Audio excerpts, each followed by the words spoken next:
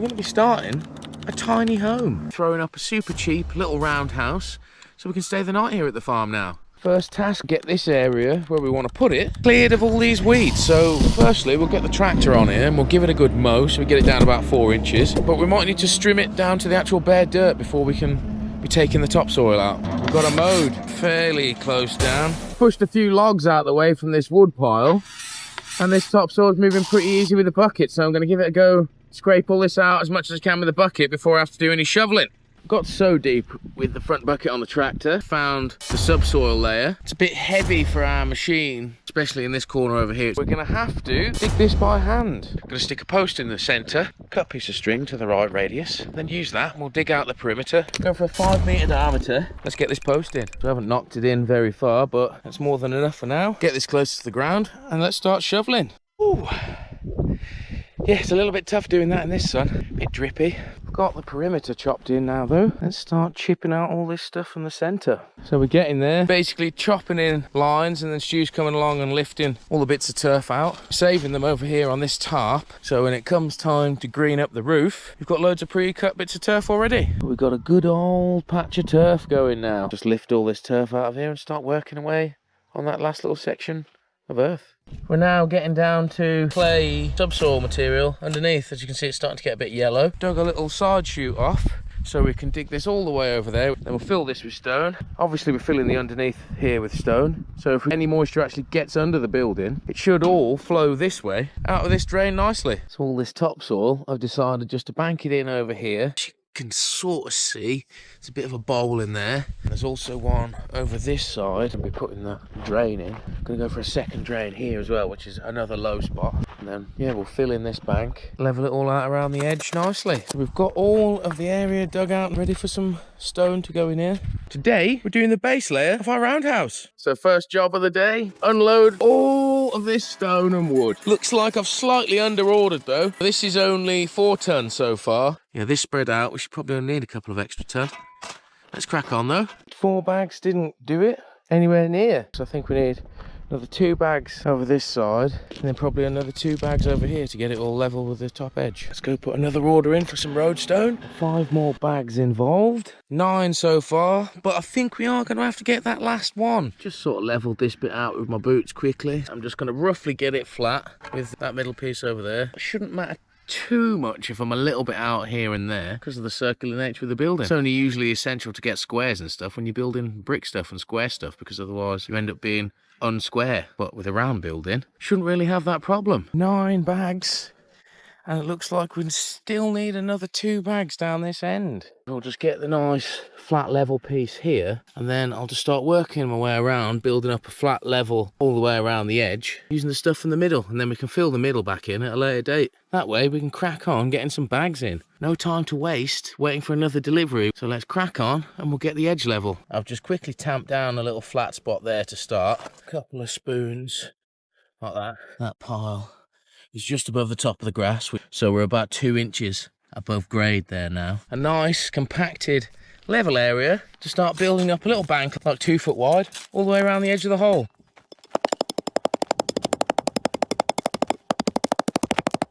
So that was a little bit of a task and a little bit more difficult as we don't have stone in the middle now, until we get the next delivery, that is. We've got a level compacted edge all the way around now for us to start putting a bag wall on. From about here onwards, we start dropping off on the hill, and then we've got about 6 inches difference down this bottom end. And this is after I've filled this end in a little bit already. Need to get some more soil up here as well, so we can get this all pretty much just to the top, and we'll be able to pack this nice and tight, put the bag wall on it without any of this sliding away. A few stacks of these, build up this edge right around here.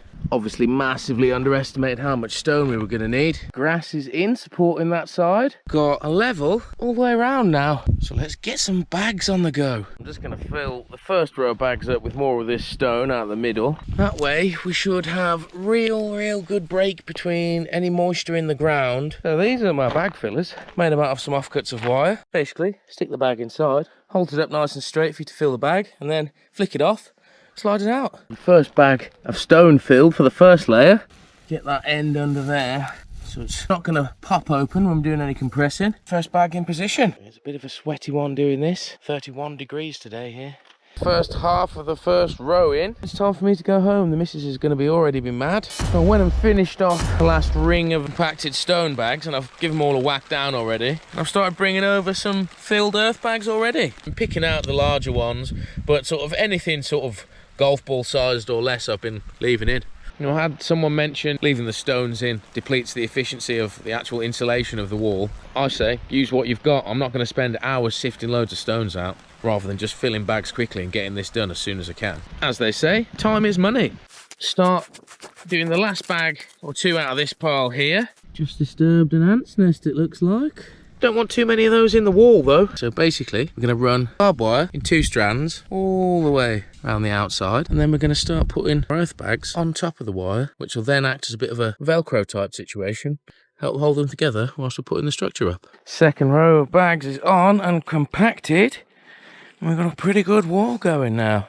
So next then, another ring of barbed wire, and then we'll get the door frame in position. That's all the wire on the second level. Now it's time to go and make a door frame. So I've got 10 of these massive timbers knocking around. So I'm going to use a couple of these to make the doors and the window frames, and then we'll use about 6 of them to do some nice big thick rafters to our centre pole for the roof. The width of this, I've just got to add on to the width I want my doors. Going for 106 by a prefabricated door and just slide straight in the door frame, hopefully.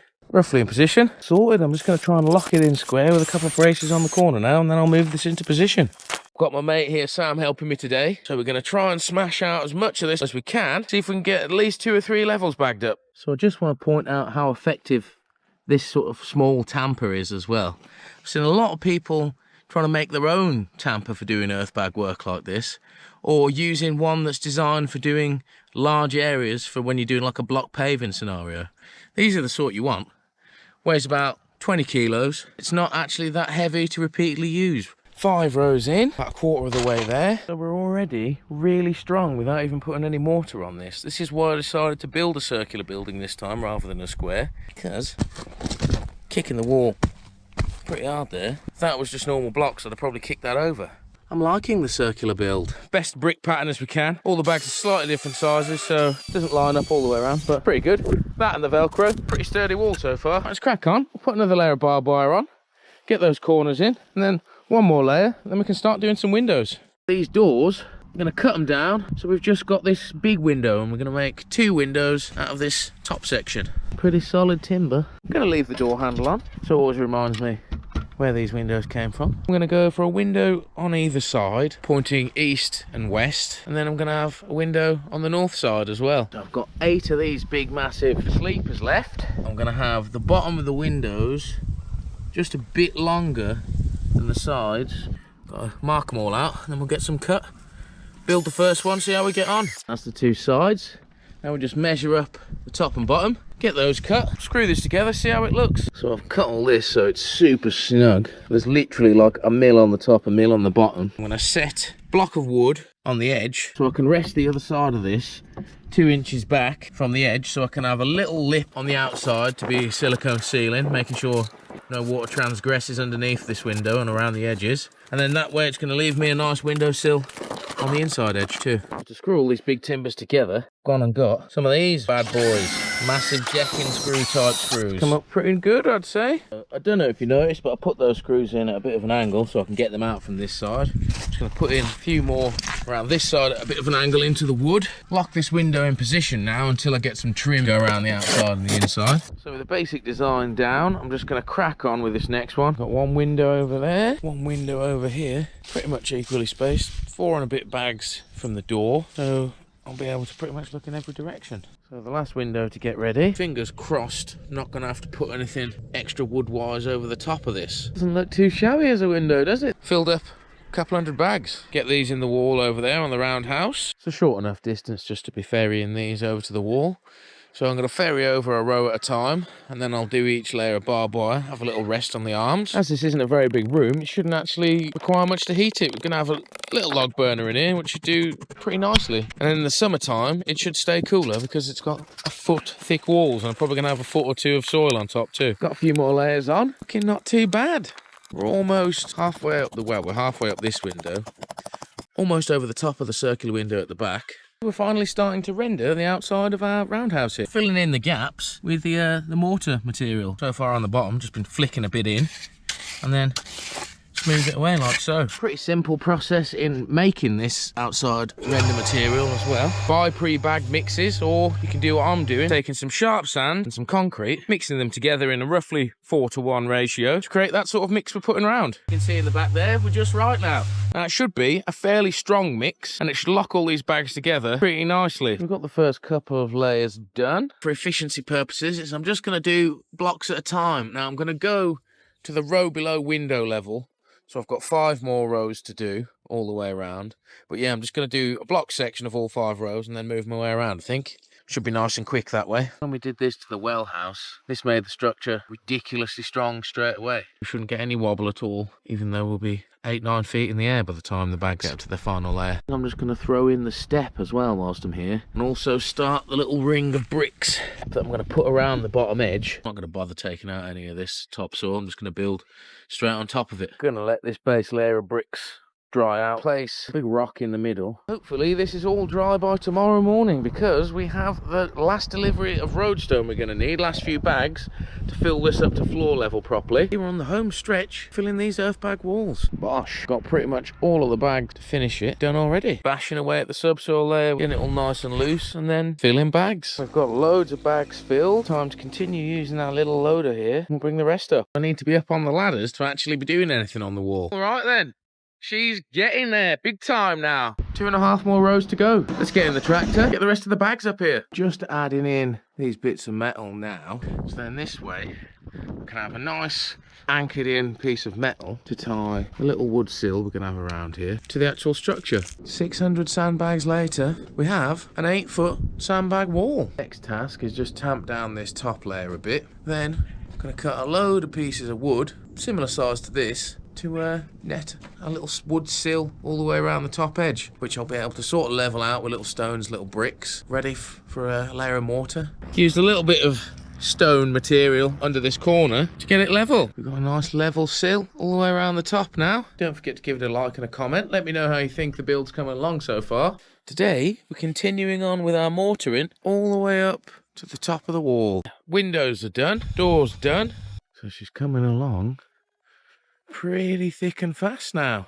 We've got all of the first bit of the bags filled in with this mortar all on the outside. Today we're turning this old tree into the centre post for the castle. First things first then, get a strap around this, get it over the bucket, tow this back up to where we can work on it. Right then, got her up here. So first thing, get this up on some blocks and we'll start stripping this bark back, see what we're working with. Pretty much all the bark off now.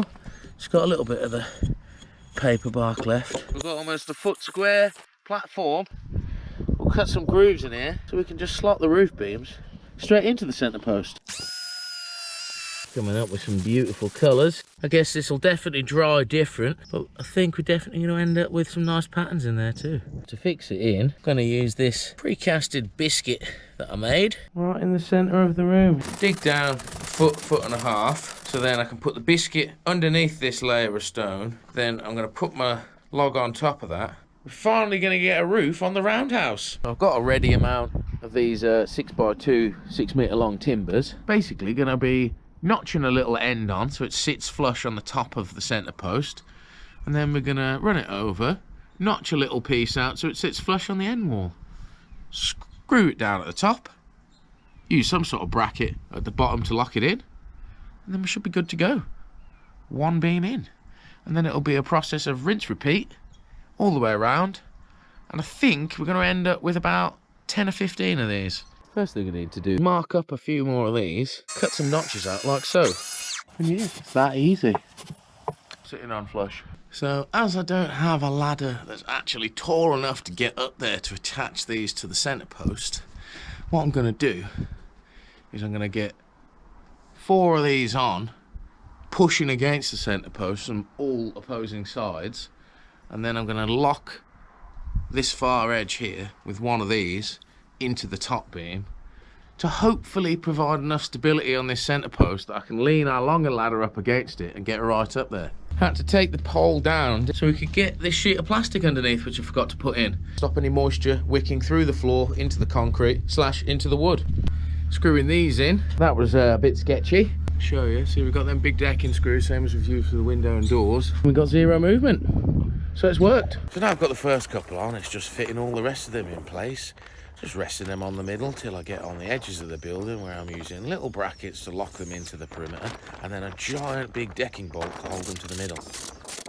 I just had to cut this little triangular notch in the end of this one for this top lip to be able to sit in the middle properly, because we're getting a bit tight on the actual width between each beam in the centre now. Main structure's in, not too shabby. Let's get all these metal straps screwed in and start getting some noggins in. And we'll start chopping down the end beams to the right length and using this 2-foot level as a marker, putting it underneath like so, drawing a line, then using the same spirit level, get a straight line, and I'll cut them all off the same. First row of noggins all on. Gonna do a ring fairly close to the centre. We've got all the wood frame structure done now. Let's get some boards on the roof. A Brucey bonus, able to finish the rest of this roof for free. A load of free plyboards. One of our carpenter friends who does a lot of commercial jobs just told, get rid of those for a whole pallet of these. The only thing we've had to buy in so far being the stone and some of the sand. Got a brilliant sunny day to be finishing this off. Got the roof on. So yeah, doesn't it look pretty decent? All nicely trimmed off around the edge. Just got to put a few little triangle wedges in to finish off the tiny little gaps in the ends of the boards. The edge plate I'm going to put on to stop my soil and the water running off, so I can gather all the water to run off in one particular spot and make sort of the edge of the roof my gutter at the same time. And I've left a good gap here so I can create an outflow with the plastic sheeting that I'm putting on. So we've got a drain on this one side only, then the whole ring around the outside becomes the gutter as well. So I should just have water coming out of here, in theory. Let me know in the comments below if you think I could have done anything different, make it better. If you were not happy with some of my joinery carpentry skills, let me know too. I know I've done some of them a bit ropey, but it's all nice and strong. Right then, yeah, if you enjoyed this video, don't forget to give it a like below. Until next time, bye bye. Today, cracking on with a green roof for our roundhouse. I've put this breathable membrane on there, all runs right to the edge of the roof. That way, if we have any leaks underneath sheet material I'm going to be putting on, it'll run straight off this, because this is completely waterproof from the outside, but it lets the moisture from the inside of the building evaporate through it. So this stuff's the next layer to go on. It's meant to go underneath concrete floors to stop moisture coming up into the concrete, but works exceedingly well as a roof as long as you cover with something to stop the sun damaging it. What I'm going to do is pull out some good lengths in sort of a crossing pattern to try and avoid any kind of gaps that are going to drive water towards the middle of the building. All the way to the edge. Last task, get that big old piece of polytunnel cover on here. Completely all the way across the roof, have 0 breaks in the seal, because this is like 30 meters on the roll and then it's 14 meters wide. If you get anything under the top layer, this board acts as another barrier that has to get extremely wet before anything comes through it. Now then, that pile of gravel, 20 quid for all this gravel, up around this edge to form the gutter. So now we've got the gravel gutter all in place. Got to put an exit to my gutter on. Now I left this little gap here so I can split the plastic, create a bit of a funnel poking out, drive the water into that sort of drainage channel that I dug right at the beginning of the build below there, that I've got to actually fill with some more gravel. Got it roughed in. Had to trim the second layer underneath as well, but got the entire top layer with a nice little spout coming out now. Get a bit of water on here, we'll give it a test. A long hose in the gutter. Success! It flows to the corner where I wanted it to. Hip hip hooray. Now we can properly get some grass on here. As you can see, we had saved a lot of turf when we were digging out the foundation for the roundhouse. Clods have got slightly washed out in all the heavy storms we've had, so we've now just got little clods, a lot of loose soil around them. Yeah, she's coming along nicely. I've got 2 or 3 layers all the way around apart from this couple of metre section here, but we'll come a cropper. We'll run out of turf. I'm gonna lath all of this top edge to the top edge of the 6x2 underneath and trim it all back. Start off measuring the one piece, and then I'm just gonna push the end on, cut it, so on and so forth all the way around. Got the big digger in, scraped topsoil off this bit, took that turf, slapped it in the middle here. The roundhouse roof is now complete. Need to spend the rest of today getting this top edge all sealed in. Already put down some plastic. Done a little bit of the insulation just to test that my method was going to work, and it is. So we can crack on, finish all this off now. Grab this and start stuffing those top gaps. Put this expanding foam in the top gap in between all the very tips of all these cross beams there. Weather tight on the roof edge now and the centre. So what we're going to do next then, I think, let's go pick out some wood, measure this door up. Let's grab a couple of these out and begin. Cobbled together from old bits of board and old timbers. But we've got a door ready.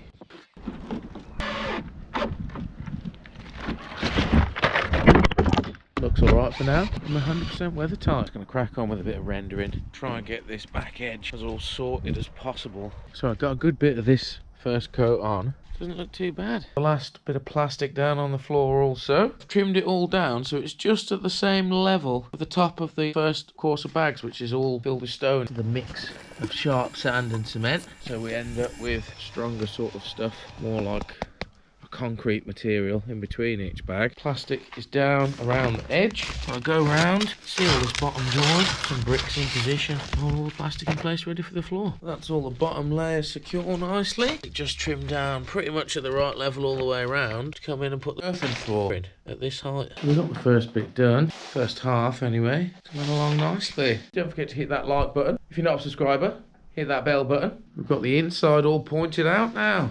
Happy days on both sides. Well, as you can see, a couple more days of drying. This has come a real nice colour now.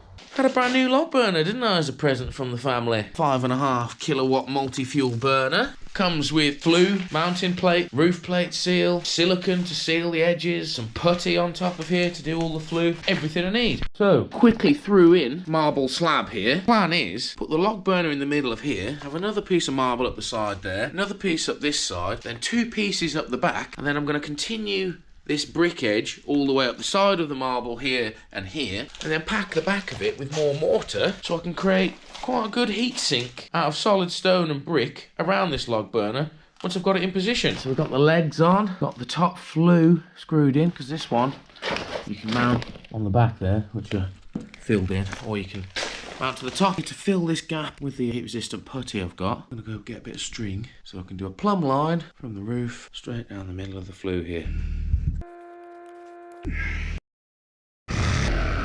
Holes in the roof. Now I'm going to apply some of this fire resistant putty around the inside edge of here, and I'm going to push this flue in. Then it's pretty much just click and play really, everything slots together then. This is the bit of flue poking out. Now all I've done is put this mounting plate over the top of it, ran some silicone around the edges, and now tacking it all down with these roofing screws so I can get a nice firm seal all the way around the edge of this. We're good to go. That was a lot easier than I thought it was going to be. Only a difficult thing really, cutting the hole. Right, so we're in. Let's get a fire going. She's working pretty well. Happy with it. Discovered that I definitely need to open it with the glove that they provided. Burnt my finger on the initial opening of this yesterday. Already got the plastic liner in the floor here. We're good to go with filling this up with our earthen floor base. Basically, your subsoil mixed with cement in a similar fashion that you'd make normal concrete. Use that for your floor. It takes a little bit longer to dry. Isn't necessarily as tough as concrete either, depending on what's in your actual subsoil. But other than that, it's a good option to go for cheapness. I made a bit of a start on the floor during the evenings when I've just had a spare 5 minutes. All I've done is I've put some insulation on top and then made this reciprocating pattern out of bits of wood. And as you can see, it doesn't come up too shabby, this floor we've gone for. Nice and firm. Covered up the tree, covered up the fire. Going to leave the windows and door frames as I've got to buff those down anyway. I've got bits of mortar to take off some of them already. It takes at least a day longer to dry than normal concrete, so slowed me down a little bit, but getting there. So she's in. Next then, give all these bits of wood a bit of a clean up, give it a good sweep, and then we're almost there. Now we're finishing off the surround for our fire. Now some old recycled marble. The plan is build them up on the sides and at the back, and then we'll have London bricks like so, obviously clean ones, sort of stacked along the front here. I think it's time to get this bad boy lit up then. Beautiful. Such a great little fire this is. Mostly done though. Just this little piece left over here now. We're looking pretty snazzy now. Just got to wait for it all to dry out and give it a lick of paint. Big job then. Seal up all these gaps in the eaves like so. I'm going to cut strips of this rockwool insulation, nice and easy to trim. Then I'm going to use this silver sticky back tape, give us a nice air seal on those gaps as well. The worst thing about using this stuff, trying to peel it apart, that's just taken me about 5 minutes to get that corner up. Weather's closed in. Bit awkward, one hand doing this with the camera. So cracked on, finished it all off. That's the air seal done. With these little fans on top, we're already getting loads of heat in here with this, but the more air sealed it is, the better. Less draft, the longer it's going to stay warm once the fire goes out and all that. Probably 4 or 5 mixes left and we should be finished. We've got the whole outside rendered now. Just started doing some of these bricks with the leftover mix I had left. So then we can come along with stones, just be mooring them in like so, I guess. That's all the outside rendering. We're finally finishing the roundhouse windows and adding the trim to the edge of the roof. Basic plan for these windows is I'm going to take out these old half doors that I put in temporarily because I've had some glass cut now. First things first, take all this out. A lot of crap on this windowsill. Give it a good brush off first. I'm going to replace these screws with some window bead stuff. Now I'm just going to run a bead of sealant around the edge of the glass and then fingers crossed that's a sealed window. That's a nice looking window. And now it's time to do this one.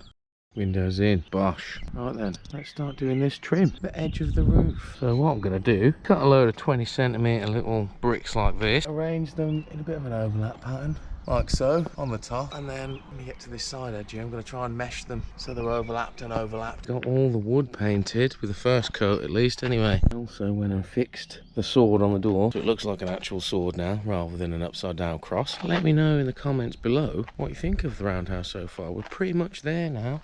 We're cladding the ceiling. I'm going to start layering them on like so, and I'll continue that all the way around. Bosh, coming along. So the roof's in. I think it looks pretty spectacular. Decided I like the patina of all the different bits of wood. It's all old recycled wood off an old shed. It's all different colours, so I like that. So I'm going to keep that, not paint the roof now. And I'm just going to varnish the centre trunk, paint the walls and the trim. Looking fairly decent. Just got a few little pinholes to fill in now. And then paint the top edge. The roundhouse is complete. 16-hour drying time, 7 days till it's fully cured. So it's going to be at least a couple of days before I lift this tape up, I think. So the only thing left to do now, plumb an electric box in, run a couple of plugs, a couple of maybe little spotlights in the centre. I haven't quite decided yet. Got some things in here. I've got a bed in here, got a table, a couple of chairs, some side tables, a few clothes and whatnot. Moving in. Let me know what you think now. It's got some stuff in here. It's not too bad. Just needs